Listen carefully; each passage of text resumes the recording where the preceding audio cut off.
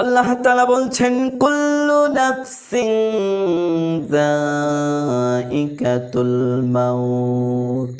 আল্লাহ রাব্বুল আলামিন পবিত্র কোরআনুল কারীম তিনটি জায়গায় এই কথাটি উল্লেখ করে বলে দিয়েছেন কুল্লু নাফসিন যায়িকাতুল মাউত, প্রত্যেক প্রাণীকে মৃত্যুর স্বাদ গ্রহণ করিতে হইবে। অর্থাৎ জেনে রাখো যুবকেরা, আজকে তোমার বয়স হালকা, এই জন্য তুমি হেলাই খেলাই তোমার জীবনটা পার করে দিয়েছ।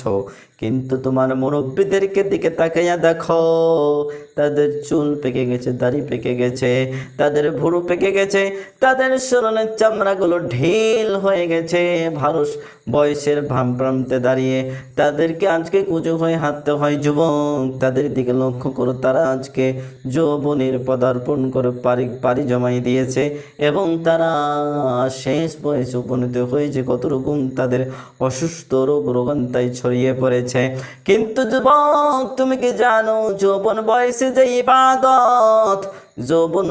যে ইবাদতটা আল্লাহর কাছে বেশি গ্রহণীয় হয়ে যায়, ওই ইবাদতটা বয়সকালে এতটা গ্রহণীয় হয় না। কারণ যৌবনকালে ইবাদত একটা সিজদা হয়, বয়সকালের ৭৭টি সিজদার সমান।